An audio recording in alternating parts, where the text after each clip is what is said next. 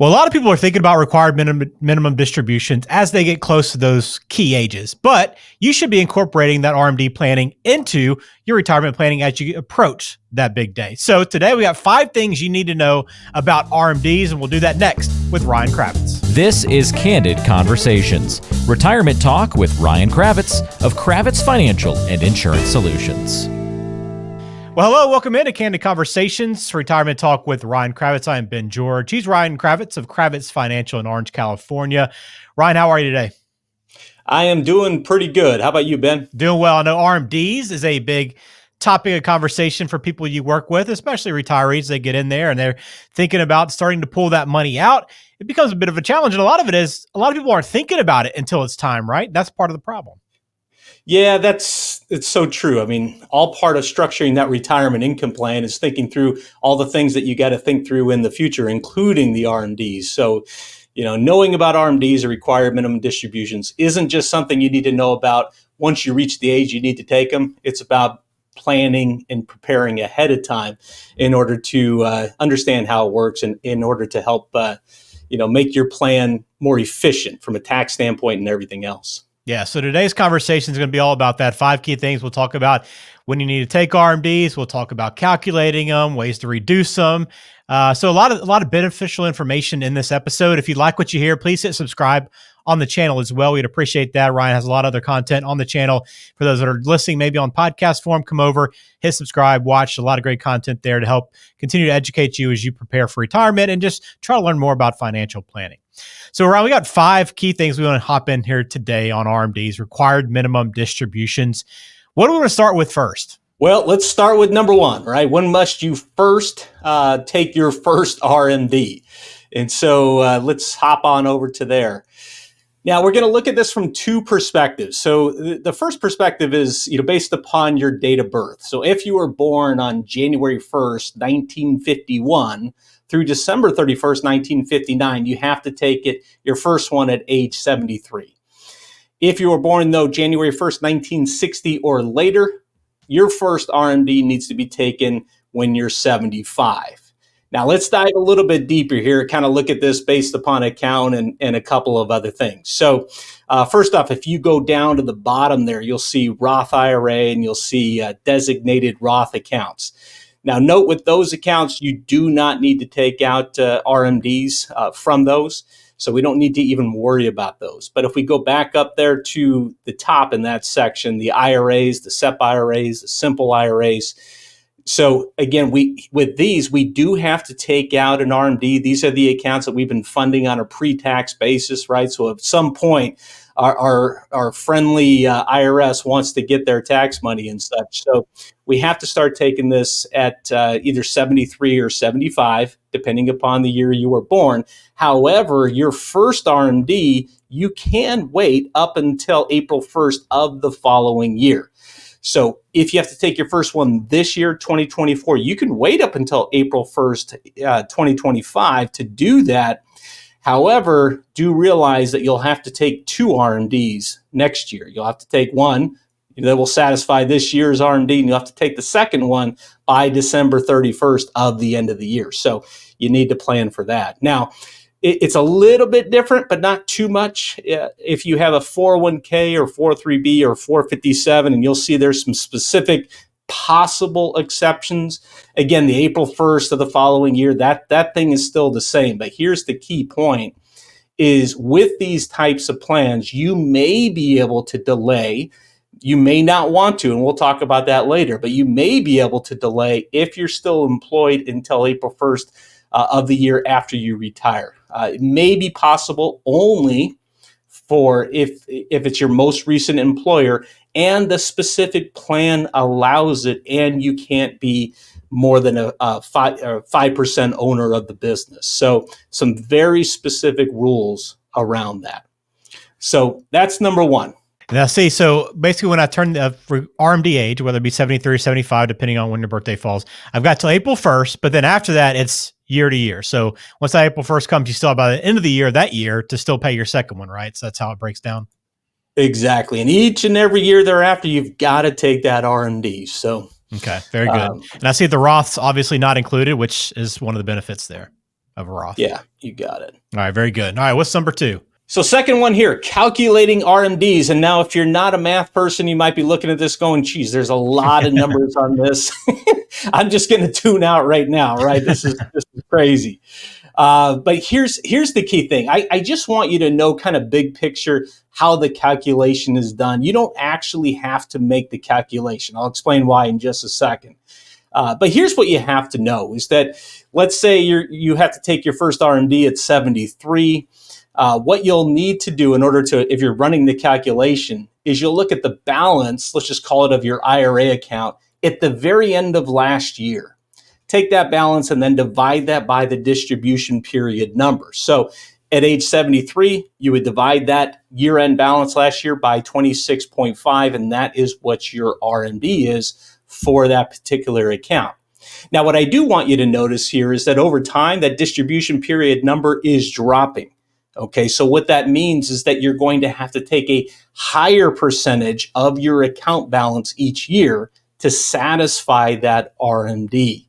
And you'll notice if you live to be 120, I don't think many of us will, but if you do, then that number's 2. So you get to take out, or you would have to take out half of it at that time. So that's how that works. Again, don't worry, you don't need to do this calculation. If you have your money, let's say, like for us, our investment money is for clients is held with either Fidelity or Charles Schwab. The custodians run the numbers for us. Okay, so we know they give us the amount of the RMD. Now it's on us though to make sure that we're taking out the proper amount. So that's what you need to know as it relates to calculating your RMDs. I've never seen that chart before, and it's very confusing just looking at it first glance. And to me, it just seems like a bunch of random numbers. Why am I doing 26.5% this year, or divide by 26.5? Why am I dividing by 25.5, 24.6? Just on and on and on. But it's good to see this kind of laid out, because I always wondered how the RMDs, what you actually had to pull out, was calculated. Now it's much more clear. And I should note, Ben, that this chart, it should not, it is written down there at the bottom, but it should not be used when the spousal beneficiary is more than 10 years younger. So, there are some exceptions here, but this is the main chart that most people are going to follow. And again, the custodians are going to crunch those numbers for us. Well, good to have a financial professional on our side for something like that. All right. What do we have for number 3? This can be a complicated subject, but I'm going to attempt to make this as simple as possible. And there's a lot of confusion here when it comes to IRA aggregation. So here's the deal. Let's say that you have 2 IRAs. You can take your RMD from one IRA and take your RMD from the other IRA, or you can take the RMD just from one of those IRAs. So let me give you an example. Let's say IRA number 1 has a RMD of $10,000, and IRA number 2 has a RMD of $5,000. So you can take 10 from the first one, 5 from the second one, or if you want to, you could take $15,000 just from one of them. So you can aggregate those accounts any way that you like. The IRS just wants to know that they're getting their tax money. Now, you need to be very, very careful here because these rules are tricky. So the only accounts that can be aggregated together are the IRAs, the SEP IRAs, and the simple IRAs, as you'll see right there on that first line. Now, if you have a 403B or if you have multiple 403Bs, those accounts can also be aggregated together separately. So even if you had 10 403Bs, you only need to take the RMD out of one of them, as long as the IRS is getting the full amount of whatever that RMD is.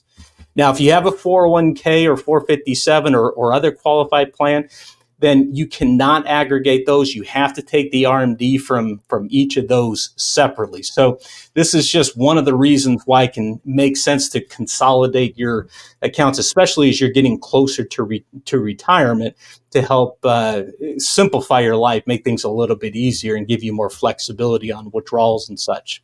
And this is where planning comes into play, right, Ryan? Because it's about figuring out what's most efficient in terms of withdrawing these, whether or not you aggregate, you might not, whatever strategy works best, but that's why you have to have a plan for how you're going to take these RMDs. Yeah, definitely. I mean, sometimes when we're doing planning, we're designing income plans. The idea might be, let's say we have two different IRAs.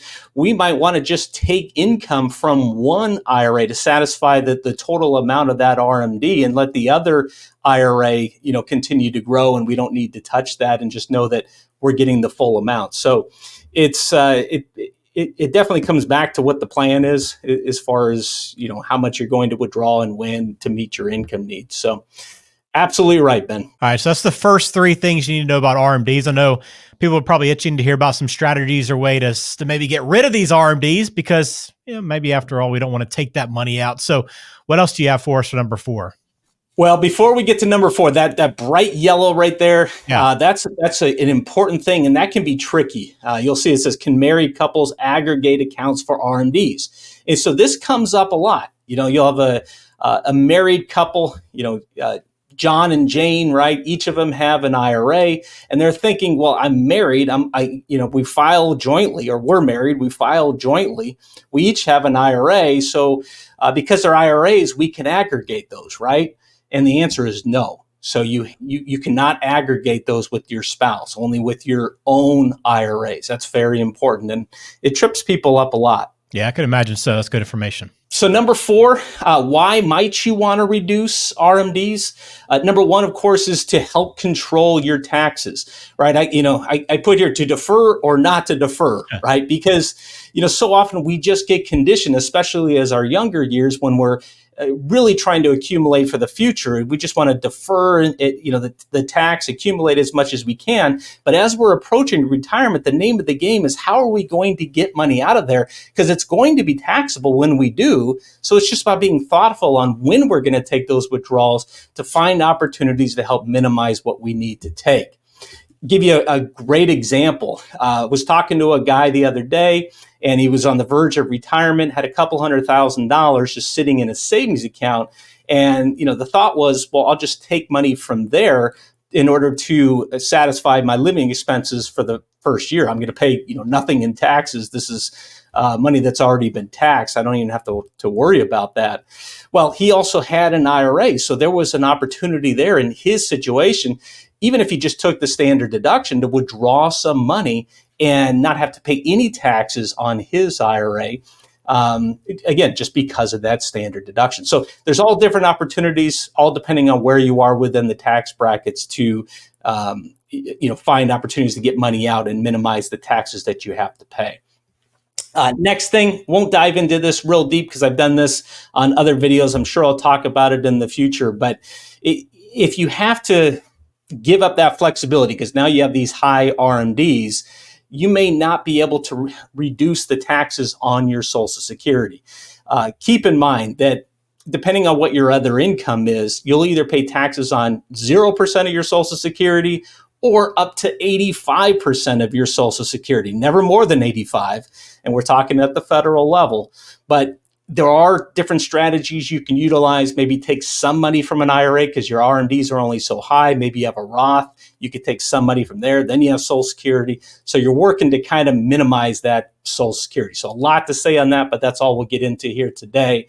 Now, IRMA, this is another big one here too, Ben, and this is the surcharge that some people have to pay for Medicare.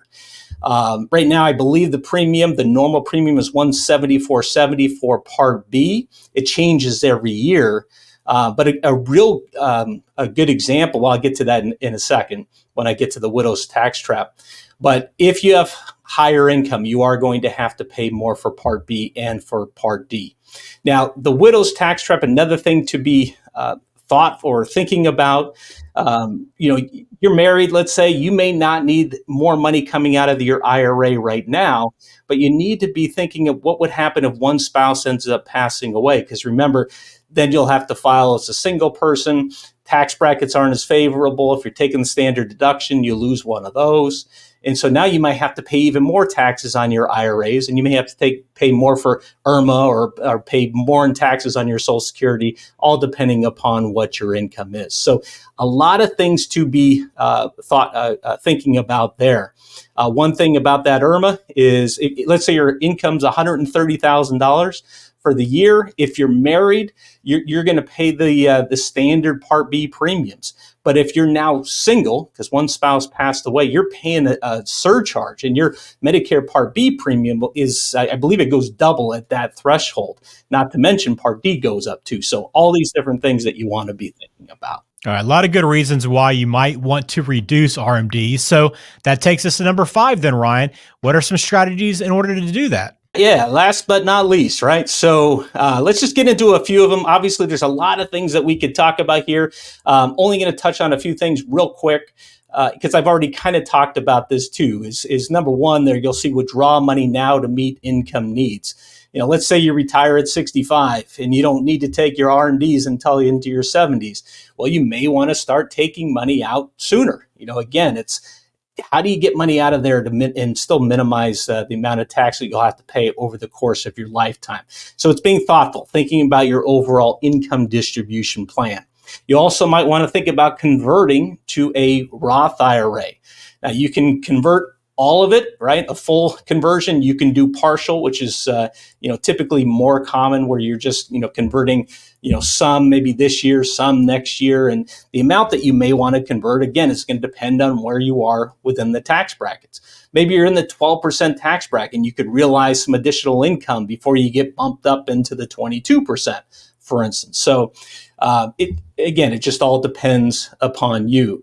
Last thing to kind of think about there is the Tax Cuts and Jobs Act will sunset here in a couple years, so tax rates are going up. So another reason to be thinking about this. And then finally, not going to get in too deep here, but QCDs, these are qualified charitable distributions. If you're charitably inclined and if you're taking your RMDs and it's more than you actually need in retirement, and you would like to give some there to charity, that could be another solution. And you can contribute or I should say donate quite a bit of money to a QCD, up to $105,000 now this year, if you wanted to do that. Now, there's some very specific rules on this. It needs to be a qualifying charity. Talk to your tax professional, financial professional before you do anything here. So, because I'm just touching on that at a high level. So, that's it. These are the 5 things to know here, Ben. Yeah, and this covers a lot of the key information with RMDs and stuff that you really need to know about. And let's kind of finish it here, Ryan. I know, you at the age of 73 and 75 for people for RMDs, and that might seem like if somebody's in their late 50s, early 60s, well, I've got plenty of time before I need to start worrying about it. But the truth is, you need to incorporate these strategies as soon as possible, right? To be thinking about how it's going to work within your plan. Absolutely. It's not just defer. It's having a game plan, how you're going to get your income year by year all throughout retirement. Awesome. Well, if you want to learn more, talk about those different strategies, how you're going to incorporate your RMDs, you can always give Ryan a call, 714-462-9155, or log on kravitzfinancial.com. And most importantly, please hit subscribe to the channel. We appreciate your support. We'll continue putting out new videos. I know Ryan has put a lot of time and effort into this, and all we ask is that you help us continue to grow. And the only way to do that is by hitting subscribe. So we appreciate your support. Ryan, as always, thanks for your time, and we'll look forward to doing it again next week. Good to see you, Ben. Absolutely. Thanks for checking out today's episode. Please remember to like the video on YouTube and subscribe so you never miss an episode. If you're within 5 years of your desired retirement date, let's make sure you're on the right track with a free 20-minute consultation. Ryan can help answer your pressing questions, such as, when can I retire? What are my options for healthcare in retirement? Should I adjust my investment strategy as I get older? And when should I collect Social Security? This consultation is the perfect starting point to craft a sound retirement plan. Schedule your call now by clicking the link in the description or visiting kravitzfinancial.com.